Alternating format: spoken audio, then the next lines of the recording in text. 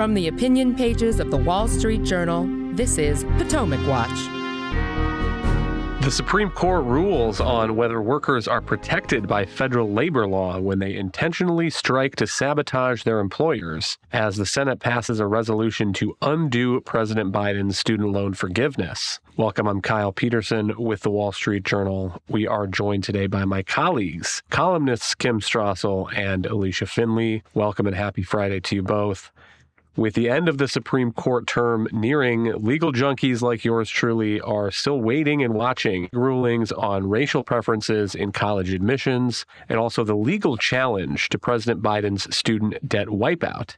But on Thursday, we got an interesting under-the-radar case, Glacier Northwest v. Teamsters.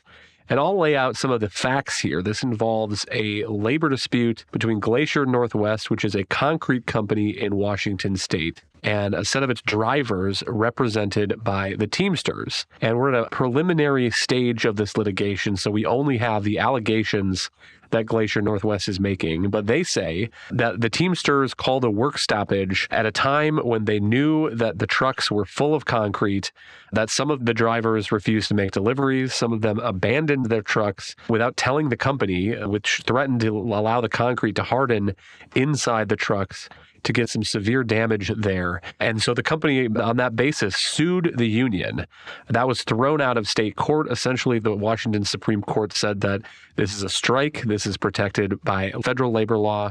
And now we hear at the Supreme Court, and Kim, a remarkable outcome, very united, 8-1.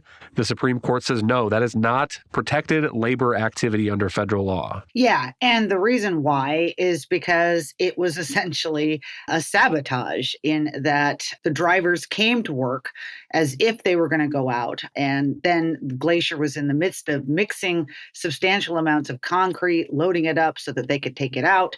And then 16 truck drivers refused to complete their deliveries. And what this did is it not only destroyed the concrete, but it potentially was going to destroy the trucks because it would have hardened in there. And the trucks were only saved because some of the workers who chose not to strike kind of took some last minute steps to get it offloaded. And the union's argument here is that, well, none of that should matter because there have been prior decisions that have argued that, for instance, people who work in the meat and the milk industries have had their right to strike upheld, even though if they walk off the job, things can spoil. But one thing that Amy Coney Barrett, who wrote the majority opinion, noted is that by showing up and pretending as if they were going to deliver this concrete, the drivers, quote, prompted the creation, end quote, of the perishable product. So that's just different. If you're a farmer or a meat raiser, yes, your cow is going to deliver milk every day, and you have to take the risk that if you don't maintain good relations with your workers, that maybe some of that will go bad. But in this case, the concrete would not have been made had not the workers come in and delivered the impression that they were going to go out on work. And that to me sort of comes across as basically sabotage. And in that particular case, that is why the Supreme Court ruled again with a pretty commanding majority that this was a different case. And yes, the lawsuit was not preempted. To underline that, here's another line from the majority opinion by Justice Amy Coney Barrett. She says that these kinds of lawsuits are not preempted under a longstanding legal interpretation when strikers fail to take reasonable precautions to protect their employer's property from foreseeable, aggravated, and imminent danger. And the majority here ruled that that standard had not been met, that this was some foreseeable danger that the workers kind of created.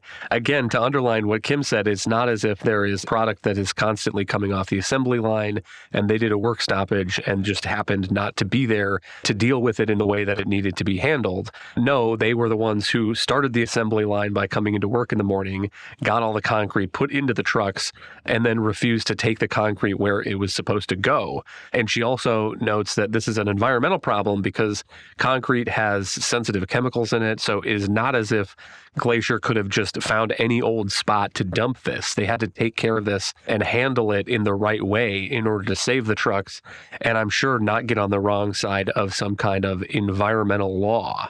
Alicia, the dissent here by Justice Ketanji Brown Jackson, her argument was basically that this is a matter that is already before the National Labor Relations Board. There was a complaint issued by the General Counsel that said that it appears to have merit, this argument that the strike was protected by federal labor law. And so her view is that the court process should have been put on hold and allow the National Labor Relations Board, the NLRB, to do its thing. And so notable, though, there that this is a lone dissent, and so you end up with an 8-1 decision.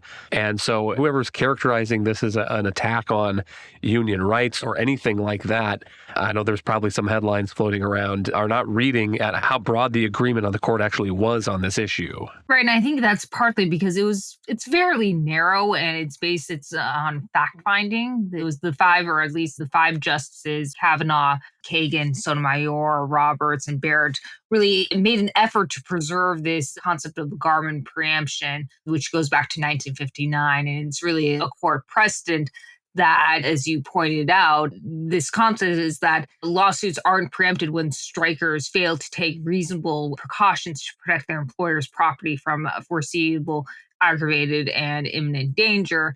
And so the other justices, the conservative justices, Alito, Gorsuch, and Thomas, actually kind of take issue with this, even the Garmin preemption, and this, which has really no basis in text or, for that matter, the Constitution. And they've long been more supportive of kind of state torts. And actually the liberals, Sotomayor and Kagan, have as well in other areas of law, pharmaceuticals, and the ability for plaintiffs to bring tort cases or common law cases in state courts in those instances. And so I think that that's actually, in one respect, why those liberals sided with the majority here, not just because it was based on a precedent and it preserved that precedent, but also the rights and powers of states to bring these lawsuits in these state courts rather than everything being preempted by a federal law. And so I think the Ketanji Brown Jackson opinion is kind of interesting. I mean, I think it's definitely, I read it as being pretty pro-labor, but I also read it as being very strongly supportive of federal preemption and federal ability to regulate and override states' authority. And I kind of saw that actually a little bit in the case involving California and its ability to regulate the national pork market, where, she did not join some of the conservatives in that case who wanted a much stronger role and protect state sovereignty and states' ability to essentially regulate, and believe that the federal government had kind of more power, even if it wasn't explicitly spelled out, to preempt state laws. Kim, here's a piece of the reaction from the Teamsters to the ruling. Quote, "The political hacks at the Supreme Court have again voted in favor of corporations over working people. These corruptible justices should be ashamed of themselves for throwing out long-standing precedent and legislating from the bench. The ability to strike has been on the books for nearly 100 years, and it's no coincidence that this ruling is coming at a time when workers across the country are fed up and exercising their rights more and more. Make no mistake, this ruling has everything to do with giving companies more power to hobble workers if any attempt is made to fight back against a growing system of corruption," unquote. Kim, what do you make of that kind of a press statement? Well, I would think that maybe the Teamsters would be a little embarrassed to have been caught out engaging in these kind of actions, which, by the way, I would just note are also self-sabotaging, in that if you're going to destroy your employer's equipment and undermine their profits, it's going to be that much harder for you to have a good paying job or to advance in said company, because there isn't going to be the funds to do so. So the embarrassment, I think, is something that should be a little bit more self-directed. And also, just to set the record straight, the Supreme Court here is not in any way taking away anyone's right to strike. They are simply saying, as noted, that you can't go out of your way to sabotage and hurt financially your company and their products.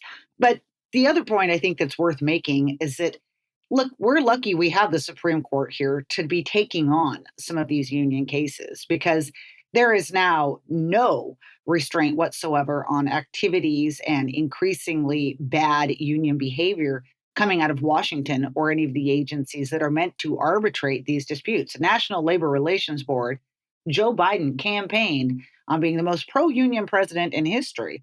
And he's made sure that that board is entirely aligned with the side of union activity. Don't forget that on his very first day of office, he fired the general counsel of the NLRB, despite a longstanding tradition that the general counsel position stays between administrations and that you only offer up a new nominee when that term runs out. You've had the NLRB just with decision after decision siding against corporations and with unions. And so, in the broader context here, what the Supreme Court has done is just put out a very straightforward ruling, again, 8-1, clarifying some of the bedrock principles of the National Labor Relations Act. That is not in any way undermining a right to strike and is providing a little bit of balance in what is otherwise a union environment that is going along with increasingly obnoxious tactics and getting no pushback. But I think these tactics might be one reason that union membership, at least in the private economy, is falling. As of the latest numbers, it is 6% of the private workforce is unionized. And Alicia, I think a lot of people in the 94% look at this stuff and just think that it is loony. I think people generally want their employers to succeed and to make money and to grow. That's the way that they get promoted and people get raises and there are new hires, new expansions to run. And the idea that you're going to go into work one day and trick your employer into making a bunch of concrete and ruin their trucks, and then they're going to give you some sort of concession that you wanted, and the next day you're all going to come back and go back to work again happily and at peace, I think strikes people who work in that non-unionized environment as really unrealistic. And I would point to another thing. Kim was talking about the NLRB and some recent movement here from the Biden administration. So in 2016, there was an NLRB decision about racially charged marks by picketing Ohio tire workers. And I'm not going to repeat them, but you can go look them up if you want. And the NLRB basically said that those remarks were protected by labor law because they were picketing workers. And then under the Trump administration, the NLRB reversed that and gave employers more leeway to punish workers, even if they're involved in labor activity, if they yell swear words or racially charged remarks at their bosses or their colleagues. And the Biden administration has now recently reversed that reversal. And so we're going back to this 4-part test where before a boss can punish an employee who makes a remark like that, he has to take into account whether this person is acting in their union capacity or in their non-union capacity, the confrontation's place, its nature, its subject matter. And Alicia, again, I just think that people in the non-union economy, that 94%, look at this and think about it from an HR manager or a boss's perspective and think, that is wild. You have an employee who is saying really inappropriate things to their colleagues, and you're supposed to do some kind of 4-factor test before you tell them that this is an issue for their employment? Well, that's right. And Kim's point, what a lot of the general counsel has been doing really has no basis in law. It's inventing it. It's been gradually expanding what is considered protective activity under the NLRA. I can just throw out a couple of other examples that argue that Whole Foods workers it's protective activity if they wear a mask with a political statement on it. The NLRB brought a complaint against Sean Penn, the actor Sean Penn, who had run a kind of a COVID clinic through his nonprofit. And there were some anonymous complaints made on a news story criticizing it for the types of foods, sandwiches, donuts, and such that he provided to workers. And Sean Penn pushed back with a letter to the workers and kind of defended himself.